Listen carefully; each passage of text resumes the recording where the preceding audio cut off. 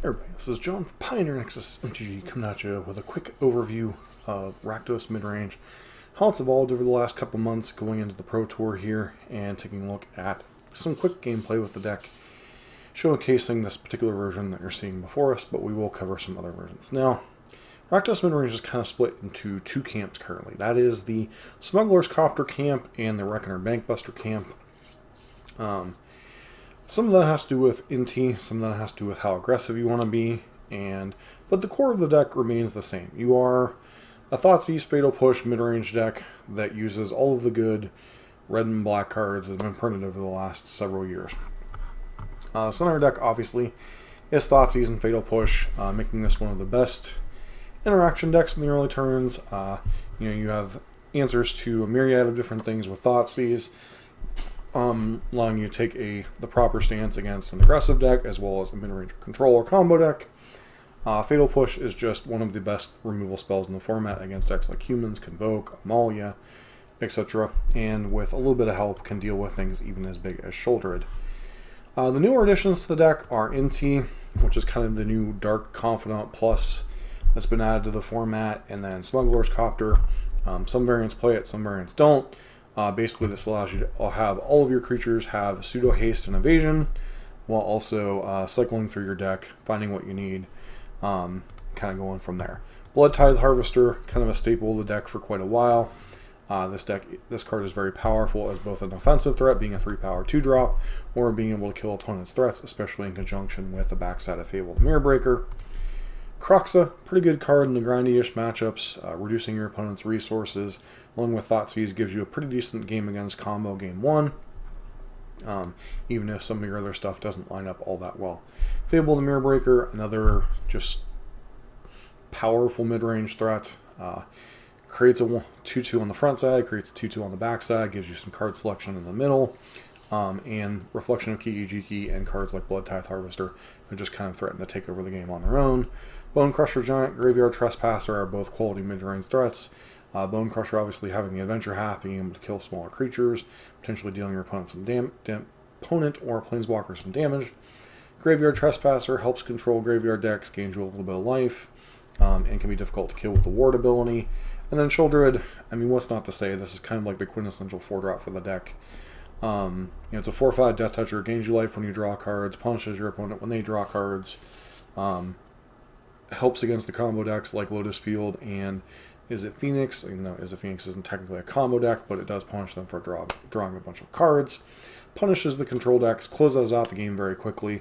On the flip side, is a big butt, hard to attack through for the aggressive decks, gains you some life. The only thing it doesn't do is something immediately when it enters the battlefield, but other than that, it's like one of the best creatures in Magic currently in a lot of different formats.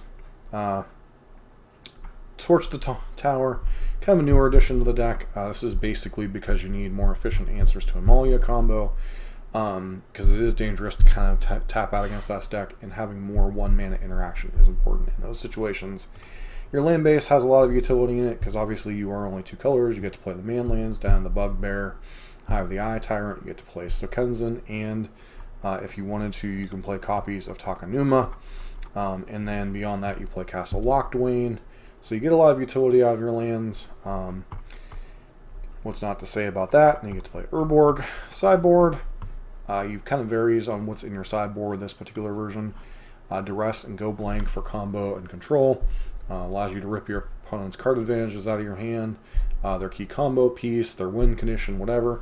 Go Blank forces them to discard 2 cards as well as exiling graveyards. Kind of helps against decks like Is It Phoenix, putting their graveyard out of the way. Against blue-white control, getting rid of memory deluges, making their dig through times harder to cast.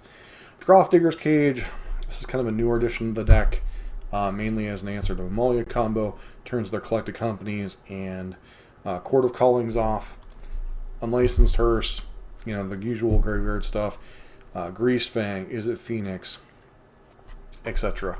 Knight of Dusk's Shadow, Amalia combo. Not much more to say about it.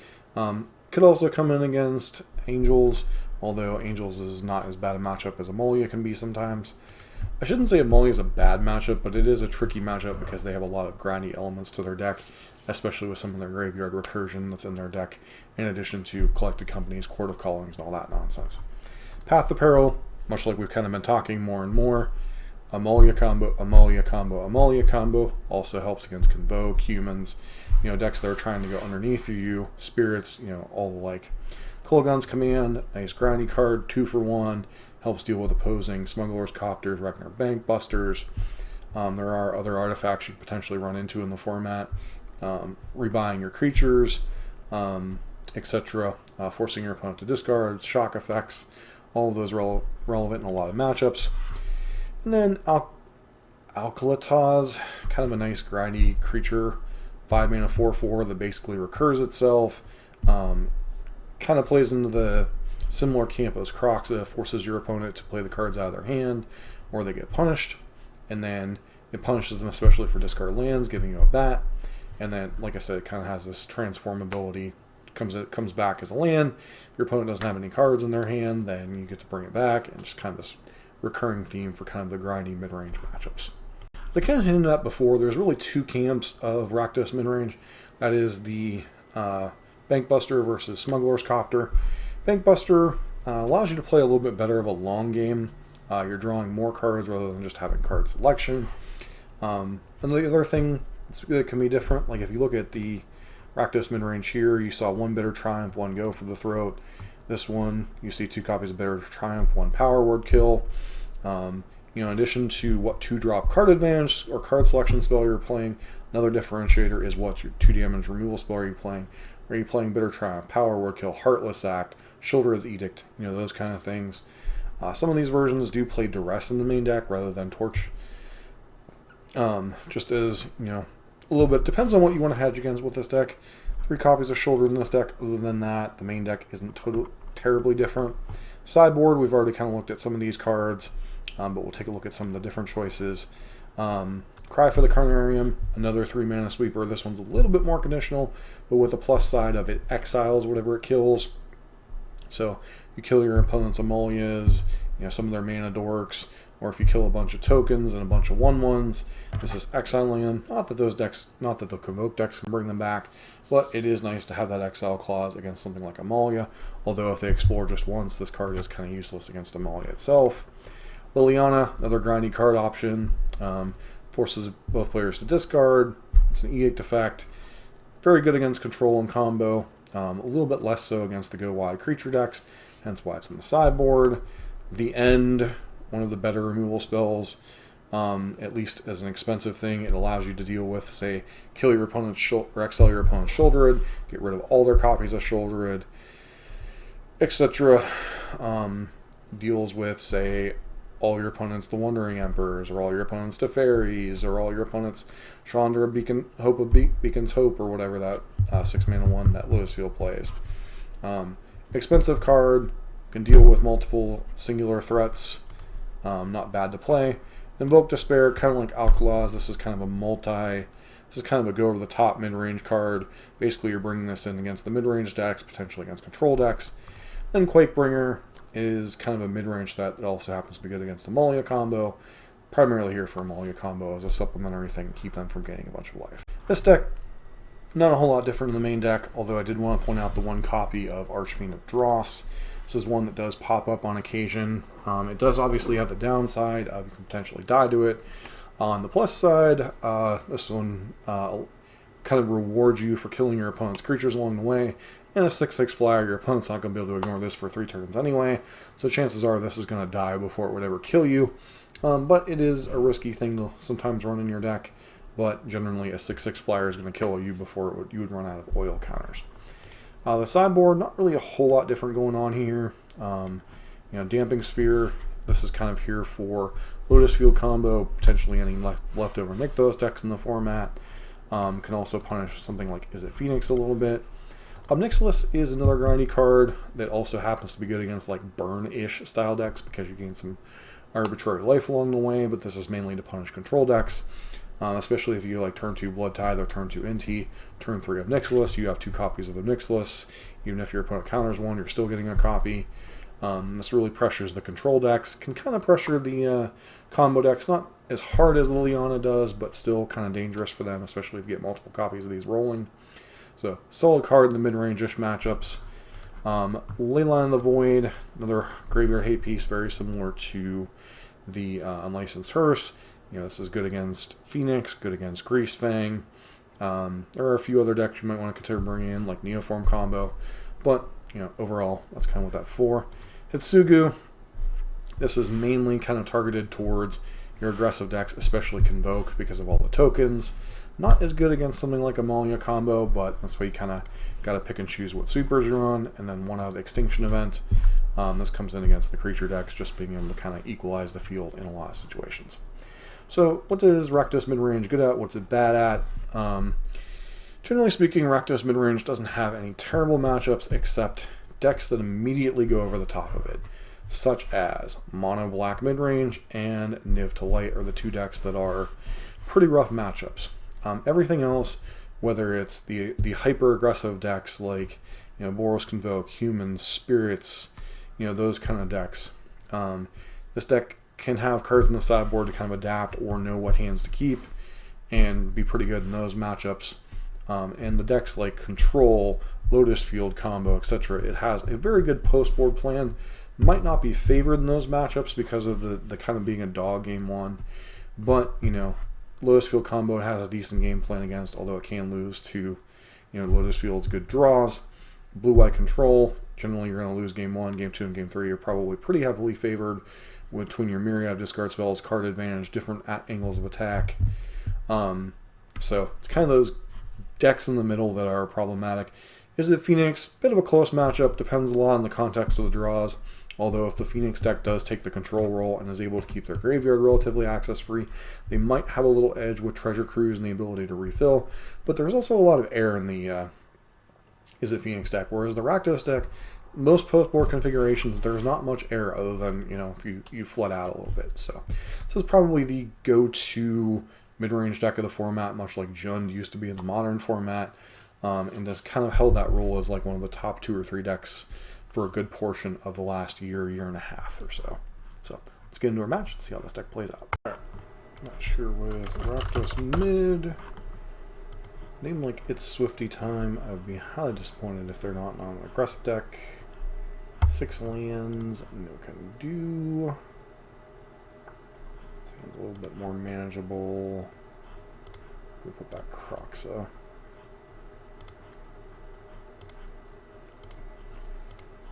Lead on what Rakdos does best. Alright, so Bankbuster, Fable. Bankbuster is the card that we struggle with the most here.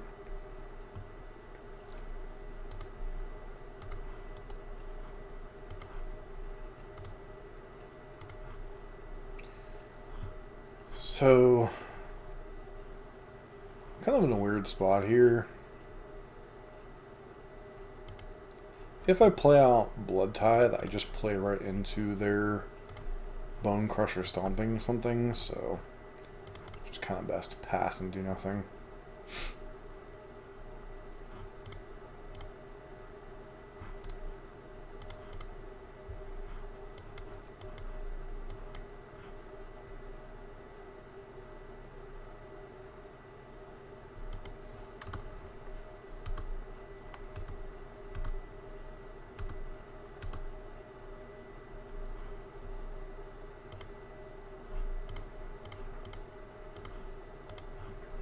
Blood Tithe.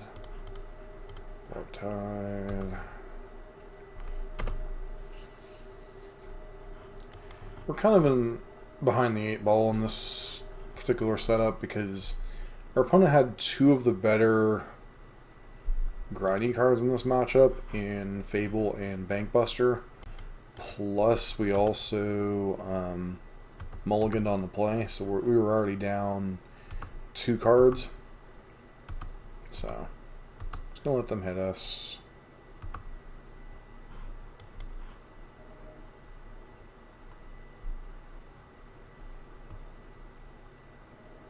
Sure.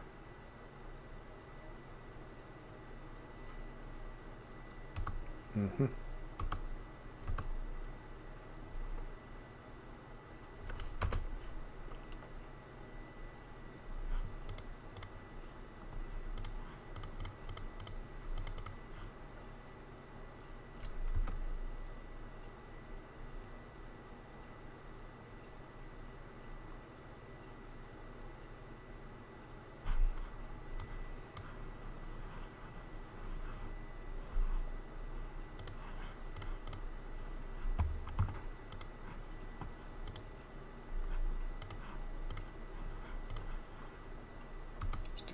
other thing.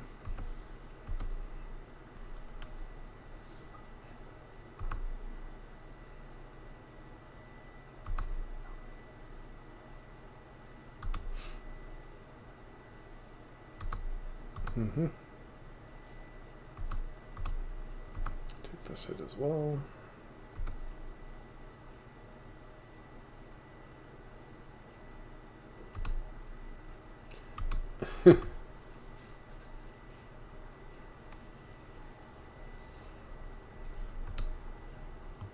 Yeah, it's really hard to win the guy matchup where you just get annihilated. Plus, they still have Shoulder chilling in hand on top of all this, so.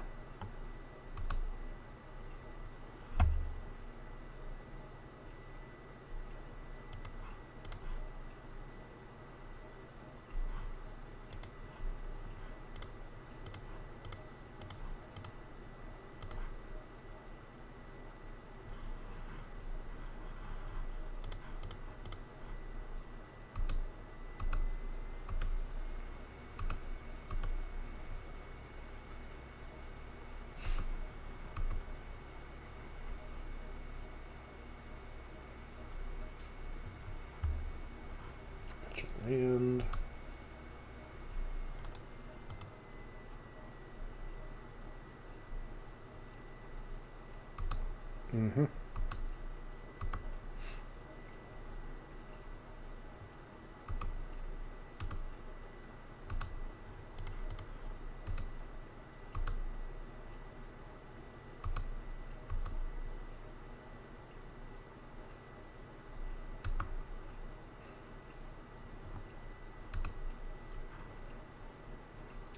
Fortunately, we have to cash in blood token, which means we take 2 more life.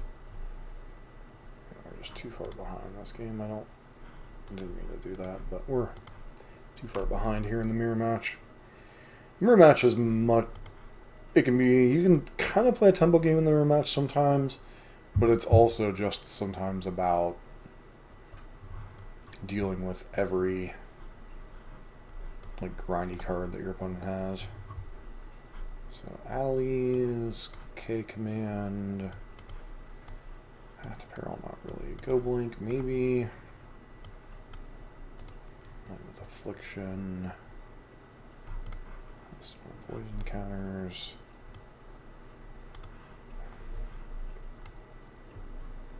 So the problem with getting rid of Thoughtseize anymore is there's just so many. Normally I would just be bring these 4 in, bring these 4 out. Which we'll try. But someone made an interesting point to me. I can't remember if we were playing Rakdos on the channel or something else. Someone's like, there's just so many hard-hitting cards or so many selection cards like Bank Busters and Fables and things that aren't just 1-for-1s anymore that you arguably have to leave Thoughtseize in the deck. But traditionally, you don't want to leave in your Thoughtseize-esque effects in mirror-style matches. We'll keep this hand. Hope we draw 3rd land.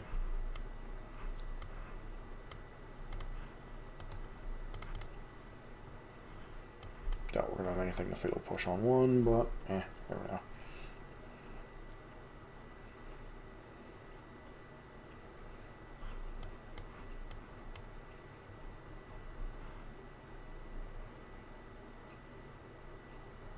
Turn 1 Thoughtseize. Yep.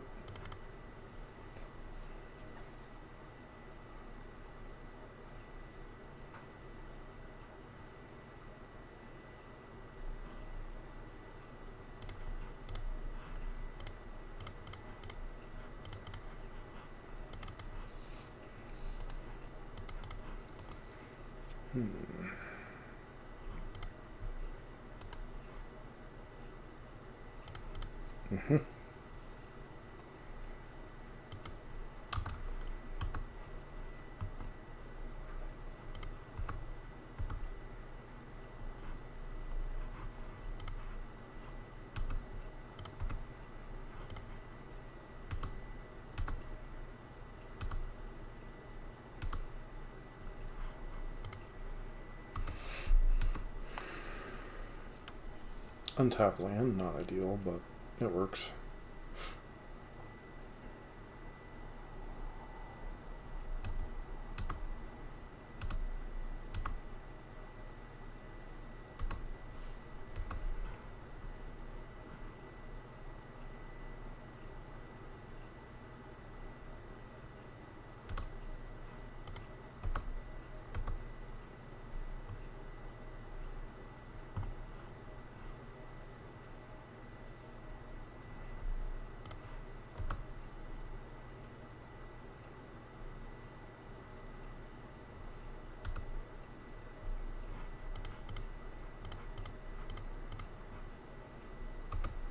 Play Fable. Now we're playing a little bit more of a fair game here.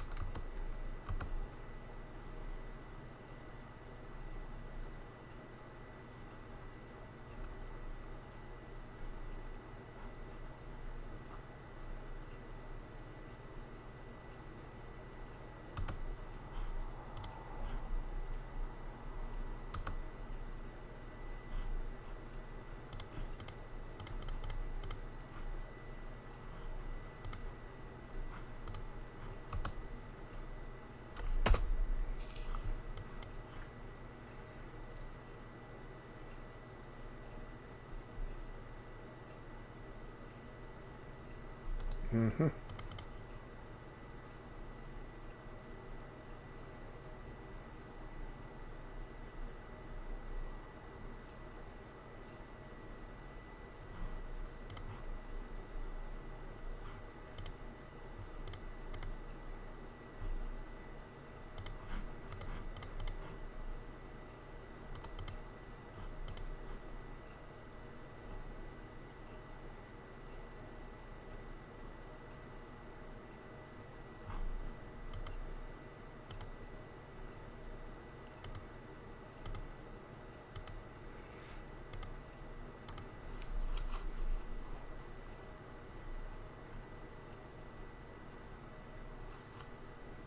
I could potentially have used that blood token on end step.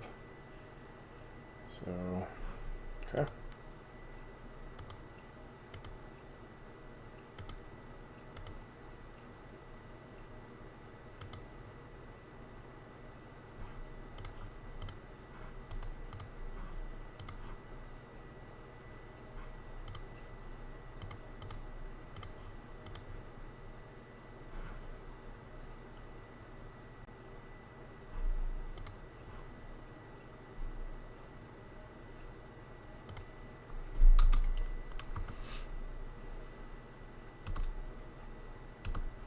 Pass.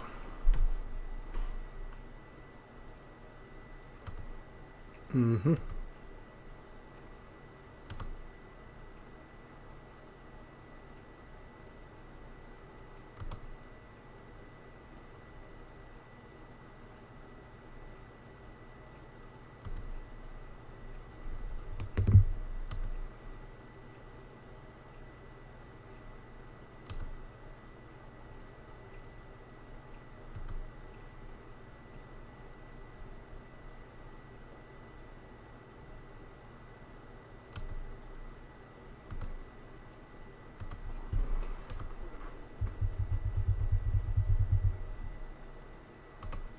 Mm-hmm. We're correctly recognizing that their entire board's getting wiped this turn, so.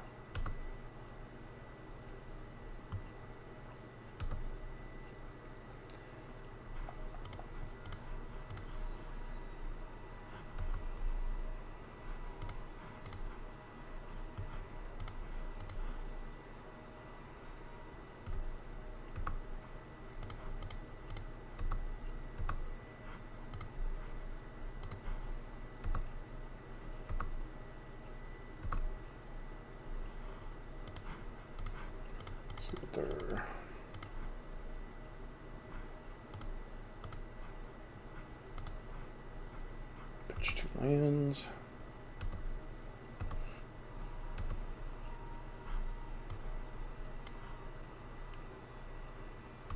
Mm-hmm.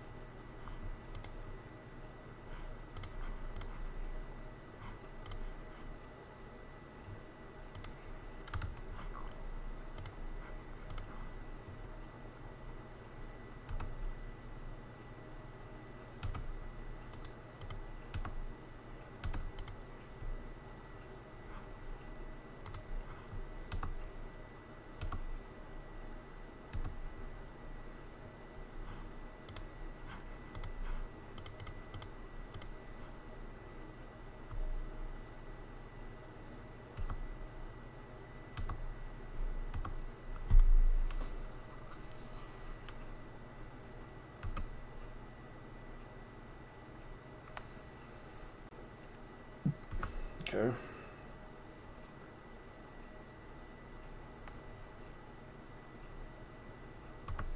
Mm-hmm.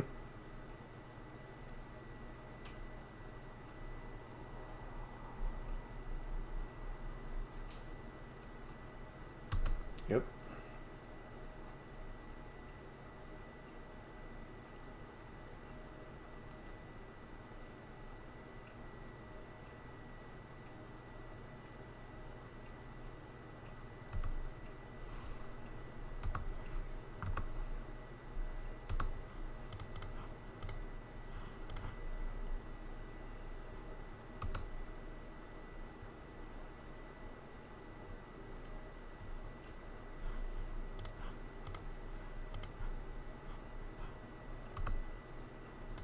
There's a first strike too, right?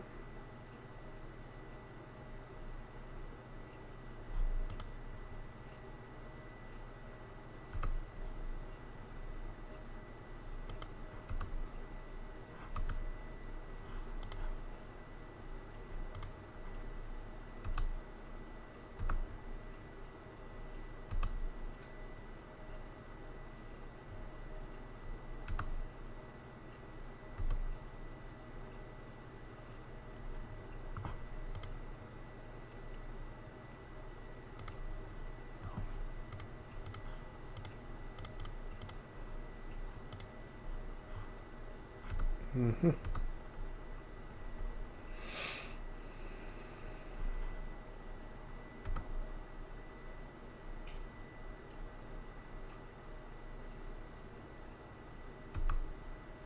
It's a heck of a card as your last one.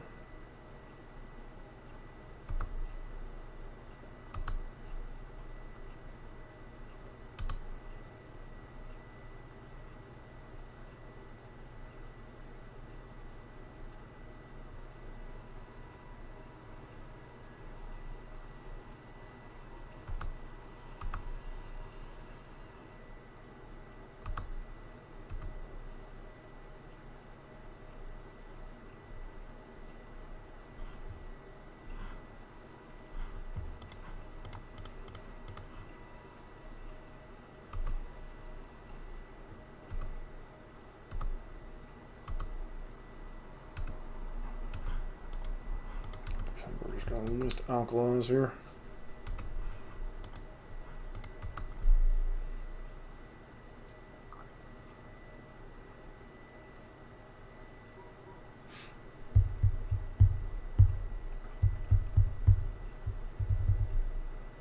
Shoulder it too.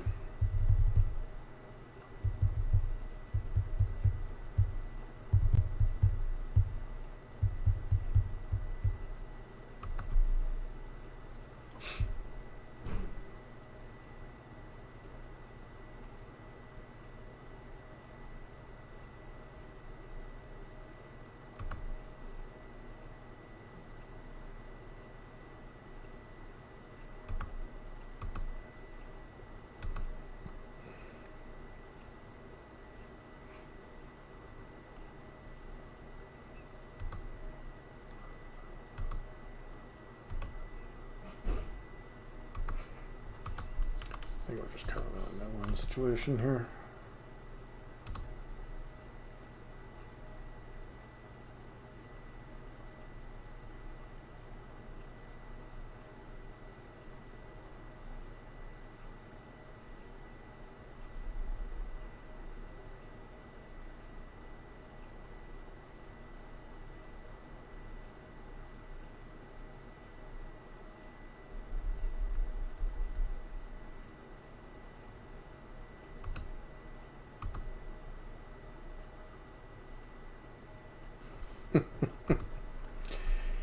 Yeah, I don't think there's any one card that gets us out of this situation, so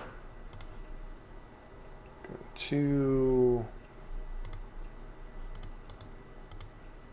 well, let's see what MTG